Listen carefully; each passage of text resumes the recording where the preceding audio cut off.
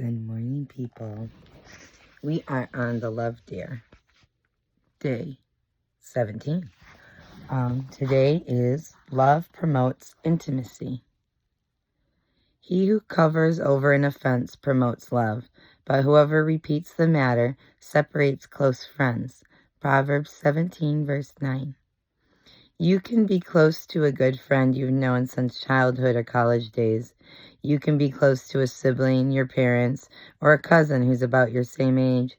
But nothing rivals the closeness experienced between a husband and a wife. Marriage is the most intimate of all human relationships. That's why we need it so much. Each of us comes into life with an inborn hunger to be known, loved, and accepted. We want people to know our names, to recognize us when they see us, and to value who we are. The prospect of sharing our home with another person who knows us down to the most intimate detail is part of the deep pleasure of marriage. Yet this great blessing is also the site of greatest danger.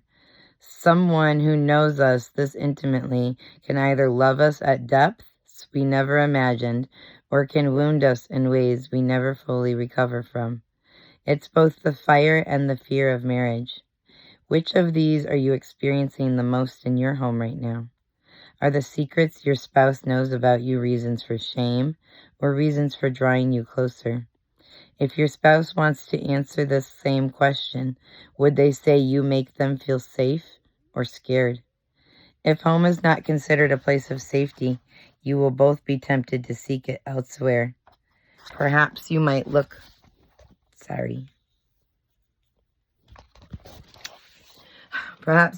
to another person, initiating a relationship that either flirts with adultery or actually enters it. You may look for comfort in work or in outside hobbies, something that partially shields you from intimacy, but also keeps you around people who respect and accept you. Your mate should not feel pressured to be perfect in order to receive your approval. They should not walk on eggshells in the very place where they ought to feel the most comfortable in their bare feet. The Bible says, "There is no fear in love, but perfect love casts out fear." 1 John 4:18. The atmosphere in your marriage should be one of freedom. Like Adam and Eve in the garden, your closeness should only intensify your intimacy. Being naked and not ashamed, Genesis 2:25, should exist in the same sentence, right in your marriage, physically and emotionally. Admittedly, this is tender territory. Marriage has unloaded another person's baggage into your life and yours into theirs. Both of you have reason to feel embarrassed that this much has been revealed about you to another living soul.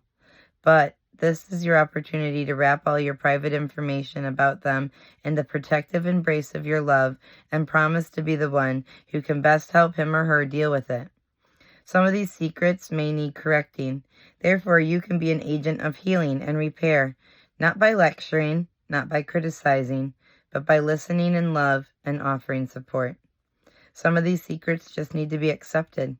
They are part of the person's makeup and history, and though these issues may not be very pleasant to deal with, they will always require a gentle touch.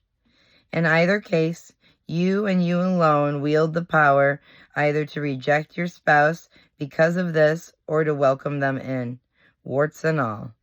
They will either know they're in a place of safety where you are free to make mistakes, or they will recoil into themselves and be lost to you, perhaps forever. Loving them well should be your life's work. Think of it this way. No one knows you better than God does, and the one who made you. The writer of Psalms 139 was right when he said, "You know when I sit down and when I rise up. You understand my thoughts from afar. You scrutinize my path and my lying down, and are intimately acquainted with all my ways. Even before there was a word on my tongue, behold, O Lord, you know it all." Psalms 139, verse 2 and 4. And yet God, who knows secrets about us that we even hide from ourselves, loves us at a depth we cannot begin to fathom. How much more should we, imperfect people, reach out to our spouse in grace and understanding, accepting them for who they are and assuring them that their secrets are safe with us. This may be an area where you've really failed in the past. So, don't expect your mate to immediately give you wide open access to their heart. You must begin to rebuild trust. Jesus himself is described as one who doesn't barge into people's lives, but who stands at the door and knocks. If anyone hears my voice and opens the door, I will come into him, and I will dine with him, and he with me. Revelations 3, verse 20. The reality of intimacy always takes time to develop, especially after being compromised. But your commitment to reestablish it can happen today for anyone willing to take the dare. And today's dare is: determine to guard your mate's secrets, unless they are dangerous to them or to you, and to pray for them. Talk with your spouse and resolve to demonstrate love in spite of these issues. Really listen to them when they share personal thoughts and struggles with you. Make them feel safe. I know when I was married, I didn't feel safe.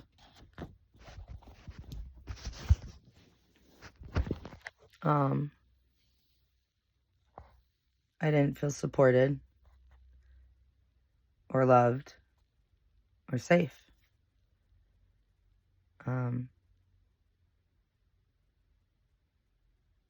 they're right. It makes you leave. And the Lord doesn't want divorce, but it's kind of too late now. I already did what I did. So now I just got to clean up the pieces the best I can, and by the grace of God, I'll be able to do it. But when it talked about walking on eggshells, that like really hit home for me. I used to live in fear and terror all the time.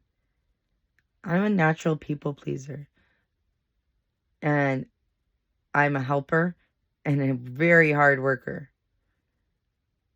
And when you're with someone abusive,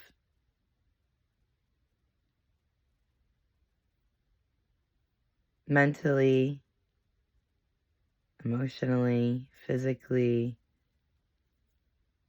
sexually, and you're living in this fear constantly, never knowing if what you're doing is good enough, what kind of reaction they're going to have, no matter how hard you try to be good, no matter how hard you try to do everything, do all the, no matter how hard you try, this other human isn't happy, and they're tearing you down, and they're belittling you. It gets to you. And for me, I didn't know what to do. And I tried and I tried and I tried. And I sought help. I sought outside counsel.